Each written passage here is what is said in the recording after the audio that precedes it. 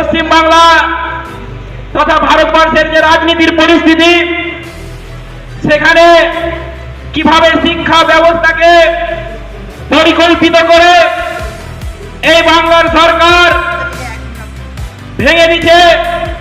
আজকে কলেজ, বিশ্ববিদ্যালয় যে ছাত্রদের গণতান্ত্রিক অধিকার, সেই গণতান্ত্রিক অধিকার থেকে বঞ্চিত করার জন্য এই রাজ্যের মুখ্যমন্ত্রী মমতা ব্যানার্জি কলেজ নির্বাচন, ছাত্র সংসদ নির্বাচন তুলে দিয়েছে।